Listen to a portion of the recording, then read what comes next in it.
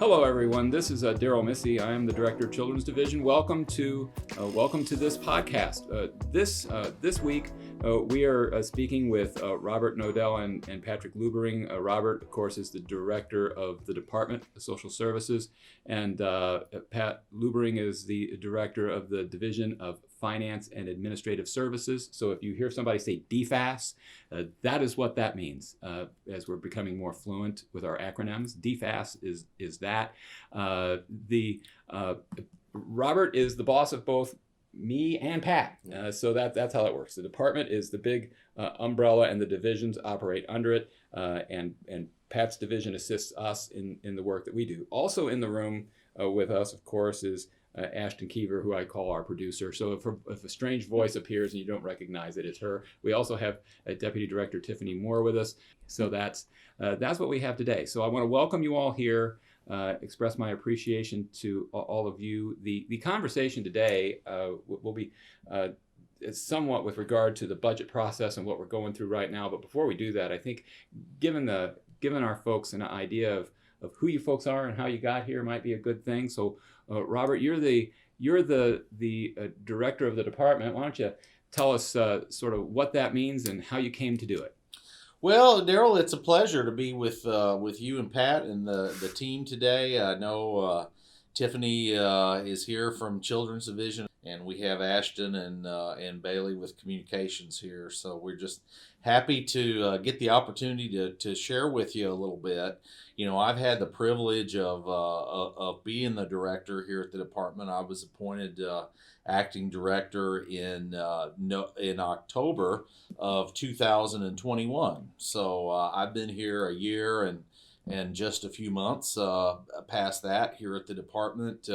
Previous to that, served as deputy chief of staff in the governor's office, and at that time had the privilege of really working extensively with the leadership here at the department. Really zeroed in on healthcare and education issues involving children. Primarily on behalf of the administration, not only working with this department, but also Department of Health and Senior Services, as well as both Department of Elementary and Secondary Education and Department of Higher Education as sort of their liaison or conduit to the governor's office. And I had the privilege of working with those directors, and the governor was very well aware that I'm passionate about these issues. I'm passionate about fighting poverty, and have spent a great deal of time, researching and working on policies, working with our stakeholders, partners in the General Assembly, et cetera, and really embraced the opportunity to come over here to the department to lead and to have the opportunity to leverage the relationships that I've built across the state, as well as here in Jeff City with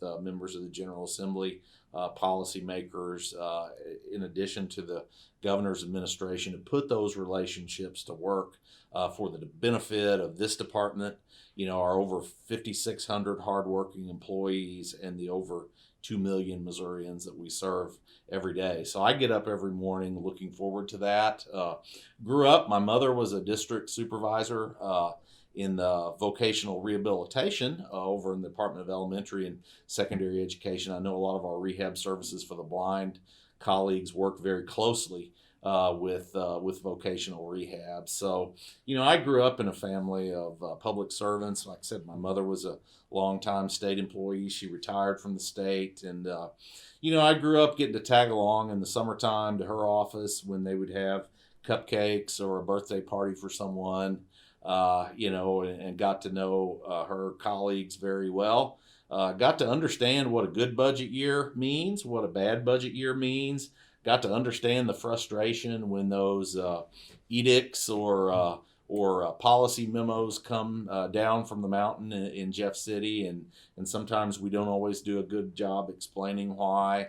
So really understand the frustrations, as well as the joys that come from public service and really value state employees and what they contribute, not only to state government, but to all of the citizens that we serve here in the state. So, my passion is fighting on behalf of our employees for more resources, for better pay, better benefits, and more opportunities for leadership development and personal growth throughout a career with the state of Missouri.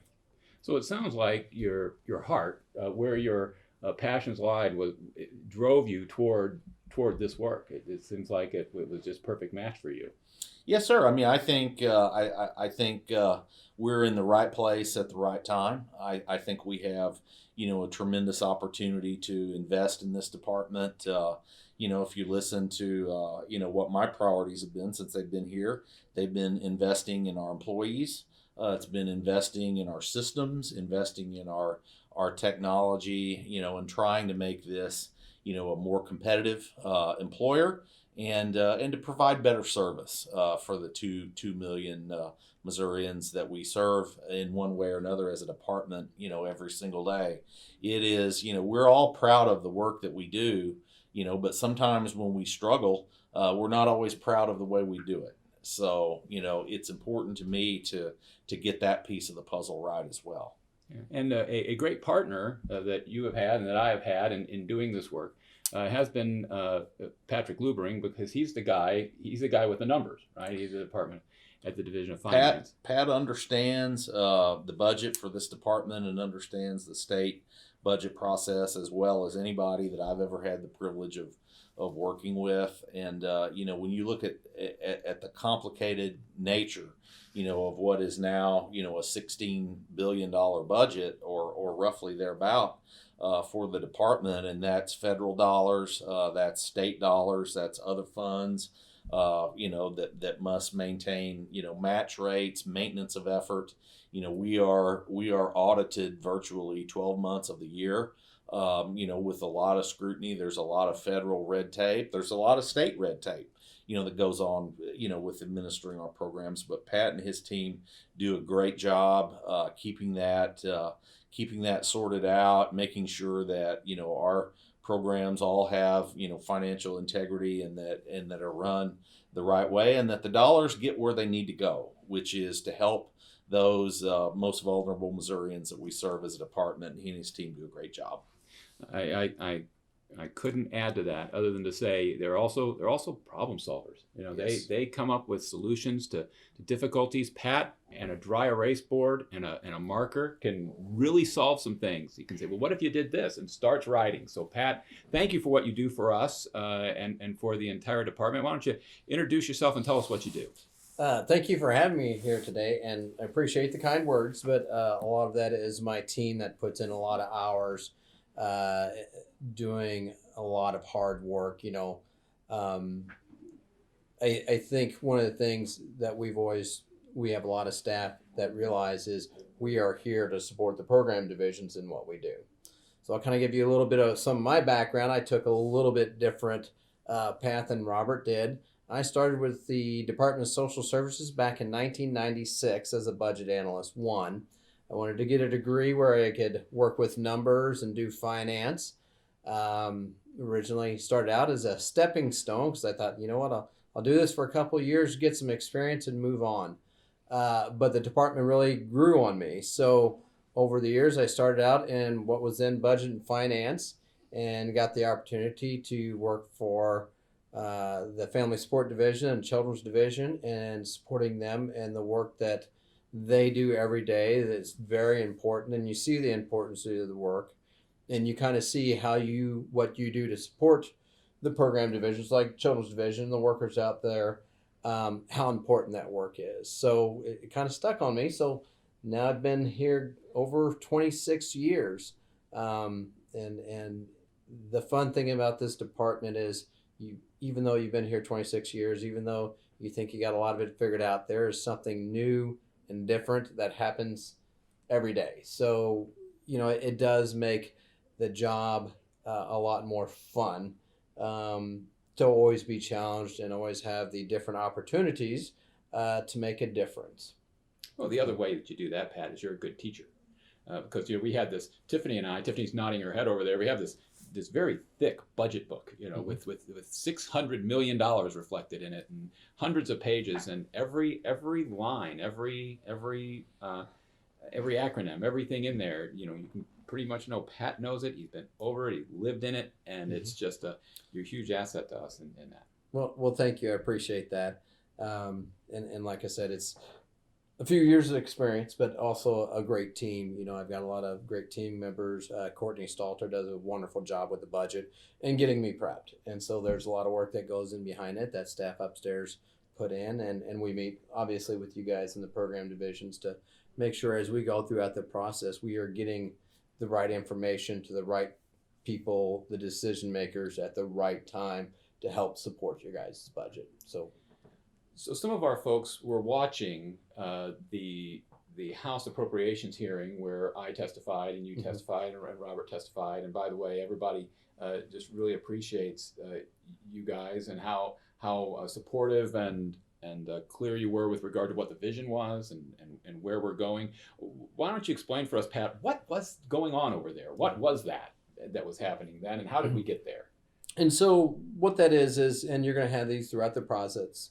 That was a hearing for the subcommittee on appropriations to go through and learn our budget, and gives us the opportunity to sell our budget to them and make sure they know what is important to the division and what resources we need to fulfill our mission. So to give you kind of a background, that's probably the third or fourth step into the process. Overall, the budget process starts every year in June. Our state fiscal year runs from July 1st through June 30th. So our budget process starts in June every year for the following July. So we start over a year ahead of time, and we meet with Robert and we meet with the children's division and program staff and leadership to say, what is the vision? What do we need to have in the budget? What is needed to support the workers out there who are working day in, day out to make a difference? So we'll have those meetings. And we put together our budget request. The department's budget request goes in October 1. Then that goes to the governor's office. And then the governor will make his recommendation for the budget. Usually that comes out in January. And he'll make a recommendation to General Assembly, who does have power of the purse, so we can't spend a single dime unless the General Assembly approves it, and ultimately the governor approves it at the end of the day.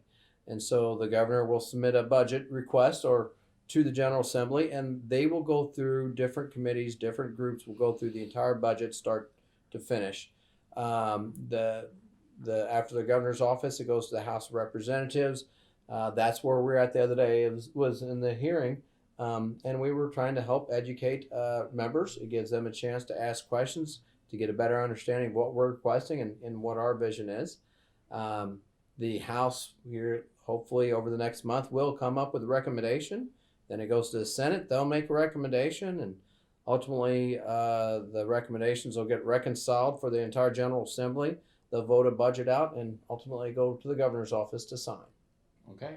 And so we'll have another hearing like the one we had, but it will be in front of the Senate, right? Yeah, so we'll probably here in a couple weeks we'll have another one in front of the Senate, and we might have more hearings in front of the House. This was more of an informational meeting or hearing at the House. The next one hopefully will be where they mark up and approve our budget, and they kind of put their stamp of approval on everything we're asking. Okay. And how do you think it's going? We got the governor recommended an increase for us and recommended more full-time employees for us, right? And we got to go public with that really for the first time at that hearing. How do you feel it's going? I think it was very well received. I think a lot of people were really interested in what the Children's Division was requesting. I think there's a lot of support out there for that. I think for several years now, they've been asking us, what do we need? What do we need? And I think we finally put forward a package really that is the start of what we need. So the additional staff, the additional contracting resources, additional funding for pay. Those are all top priorities for our staff in the field. And I think the legislature not only is hearing that from us, but they're hearing that from around the state on what the resources needed. And so that's important that they hear that message from multiple different avenues. It's not just us bureaucrats saying, here's what we need. I think they're hearing it from a lot of different entities, and it's really hitting home with them. And Robert, you kicked that off for us in a terrific fashion. Everybody watched it, said so. They said, "Wow, what an introduction! What a preparation for that conversation that day." And so I thank you for that. How you were there all day long? How do you feel it went, and where do you think we go from here? I think our plan, especially for Children's Division reconstruction and reform, has been very well received. It's been very well received, by members of the General Assembly. Just to go back a little bit, with the timeline, I came to the department in October of 21, as I said, and Darrell came on board as director of the Children's Division at the beginning of January of 22. So just a little over a year ago, I think he celebrated a year here at the department just last week or the week before, I believe. So certainly we took that time up until this year to for him to have the opportunity to travel to see many of you, really to visit offices and CD personnel in every corner of the state, and with team members, with Tiffany, with Angie, with the other regional leaders, as well as the team, at central office here in Jeff City. They came up with this plan that we were able to present to the governor. They embraced it, and I think it's being very well received, not only by the members of the General Assembly that will ultimately vote what we hope to approve, this budget and the plans that we have within it, but also with other stakeholders and those across the state of Missouri that care about the children that the division serves. When it comes to budgets, and Pat painted a very vivid picture of how that process works. I believe that a budget, whether it's your personal budget, whether it's your business, certainly governments, a budget to me, is the most clear statement of priorities and tells me what's important. The way you handle your personal finances and the things that you choose to spend your limited resources on tell me what's important to you. A business will spend dollars on initiatives and products that they think are important to market for that business. And governments, you show me a budget, I will tell you what's important to a government and its leaders. And I am so very happy to see this administration and this year's budget investing so much in children.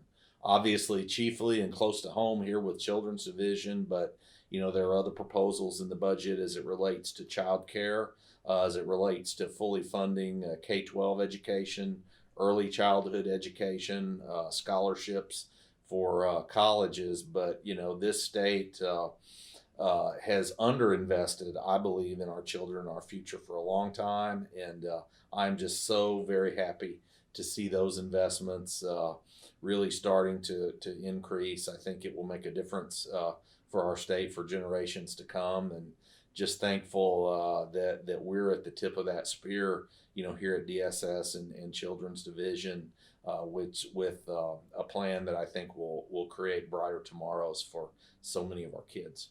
Well, in budgets, it sounds so dry and boring, but like you say, it's attached to what our values are. It's like where your treasure is, there your heart is also, right? Where the heart Absolutely. is, that's where your treasure goes. And I think that that's what we're seeing here. We're seeing a clear decision about priorities in these conversations about what are we about, and are we about taking care of the least of these in our state? Are we about lifting people up? Are we about helping people through? And I think the governor's support of this plan, I think, communicates all of that, and it's very promising, I think. We're not the federal government. I've asked Pat many times if we have a printing press around here, life would be a lot easier if we could just print a few more dollars and spend exactly what we want to. But we're dealing with finite resources. We're required as a state balance our budget every year. We cannot spend, more dollars than than we bring in. So it is in many cases a zero sum game, and our priorities, the things that are important to this department, sometimes in the budgeting process, are competing with other priorities. And I always say that everything that state government does, whether that's paving highways, building bridges, making sure that that the environment is safe and sustainable, taking care of communities in events of natural disasters, public safety, education, on and on. Everything that our state government does is important, but you should be very thankful, and I'm certainly very thankful. All of us here at DSS ought to be thankful that we have people like Pat and Darrell that advocate alongside our team here at the department director's office, for our priorities, because we are in some ways, competing against other worthy initiatives. But we have been successful in really rallying support, and I think we have an opportunity, not only to invest in our employees with the recommended pay increases on top of what we've already been able to do, but also really invest in our kids, and that's why I'm excited about Darrell's plan. So I've been telling our folks that they're the best ambassadors in the world to our communities and our people. What do you think folks could do to help us along as we go forward and make these proposed changes and reforms as we go down this road? What can our folks do, or what can they look for? The thing I would encourage all of our team members, and especially within Children's Division, is really trying to integrate the work that we do into the fiber of our communities, because when it comes to child welfare in the state of Missouri, Children's Division alone will not be able to solve that problem and every challenge that exists. We're not going to be able to do that by ourselves. I mean, we need our partners. We need our partners in the public schools. We need our partners, whether it's in law enforcement, in the court system, in the business community, the private sector, the nonprofit organizations that we partner with. And I really encourage our team members throughout the state of Missouri to really deepen those relationships within your communities, and let's work together. Let's tell the story of what we're trying to do, what we're trying to accomplish, the good work that we do. Because if we're situated in a silo of our own, contained within one office building, on the edge of a small community somewhere in the state of Missouri, within those four walls, it will be very limited what we can do. But when we open our doors and, we work together arm in arm with other forces for good in the communities across the state of Missouri, it'll simply be a force multiplier, and we'll be much more successful. It's one of the things I've heard you say that has gravitated with me, that I've actually sent it out. I've actually quoted you to everybody, is that none of us can whistle a symphony alone. And I think that's the spirit of what you just said to us, is partner with folks and be good community members and be out there communicating and supporting and working together.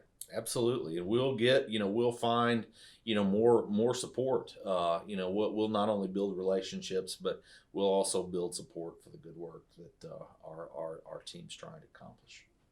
Pat, do you have anything else to add? No, I think Robert nailed it perfectly. It's communicating to a lot of the providers, to a lot of the stakeholders, to the people we deal with day in and day out. And I would, also ask them, share with them what their needs are, share them with the resources, but also share with them some of the good stories about successes we've had and why it's important to invest in these divisions and invest in our staff out there.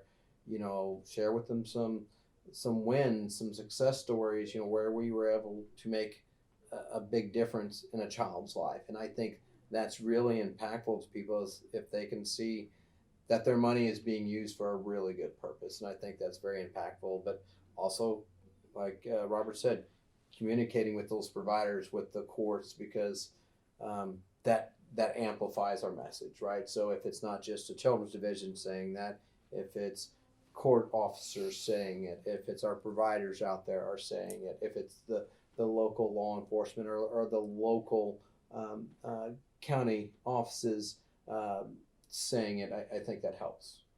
Sure. Tiffany, do you have anything to add or any other questions? Yeah, so I've just been listening in, and I, can say I've had an opportunity to talk with team members, a few team members since we had the hearing, and I feel like the message that people are getting out there is we have a lot of support. And people appreciate all the work and the efforts that are going into making sure that we are able to really serve families and that we have the prevention services that they need so that they aren't in our system any longer than they need to be, or that they never enter our actual system. So it's just an honor to have the opportunity to work alongside people who really understand that and are out there supporting our team members because they feel it. They really feel the efforts. And I think this is the first time in a while that I've seen people walk away from a hearing where they felt like this is a really positive energy, a lot of positive energy around what we need to do to support families. So I'm happy to be part of this, and and I look forward to the months ahead.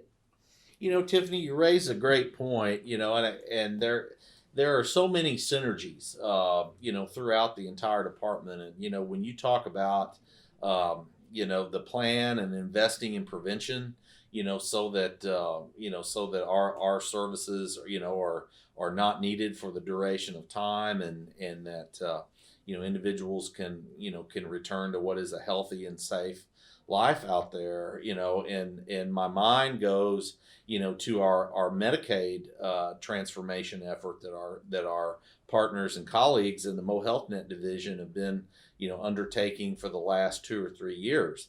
And if you want to sum the Medicaid transformation into just a really short explanation, it is, we want to stop paying for people to be sick.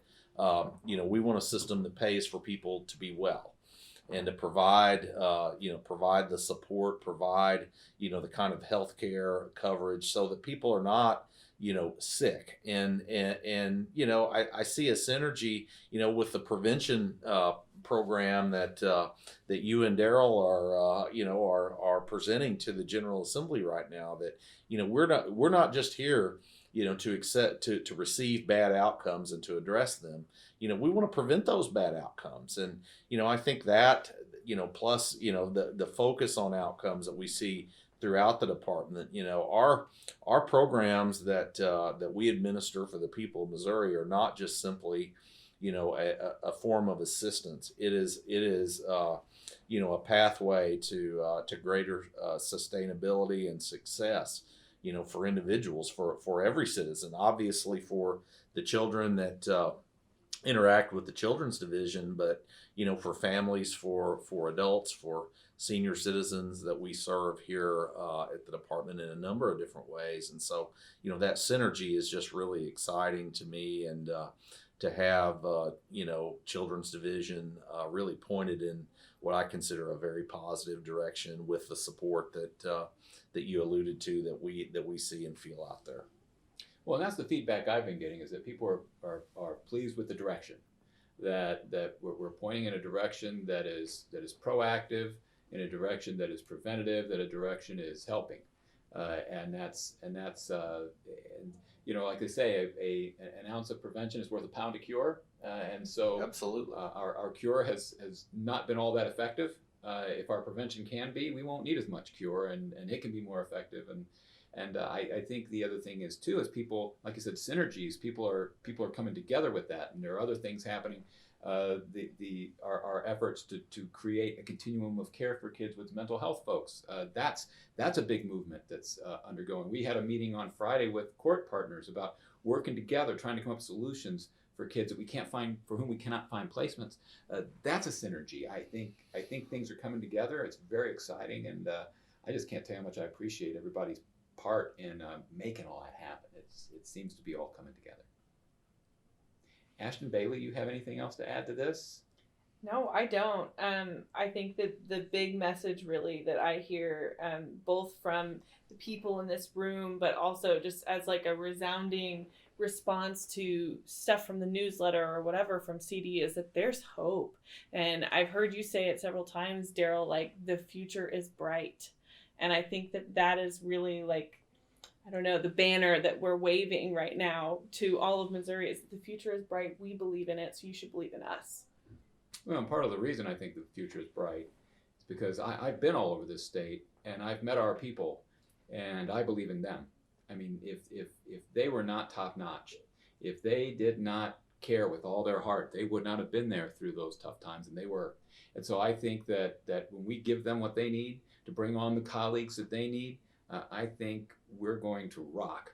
I think it's going to be really great, and I'm just grateful that we've been equipped to go and do that. I believe that the legislature is going to help us, and I'm hopeful that we're looking at a new day. So it's a great thing. It would not, and I tell people this all the time, it would not be happening without my boss to the right here or without my colleague to the left here. These guys make this thing happen in a way that has never been done before, and I feel just honored to be part of that team and to be moving this thing forward. So it's very exciting.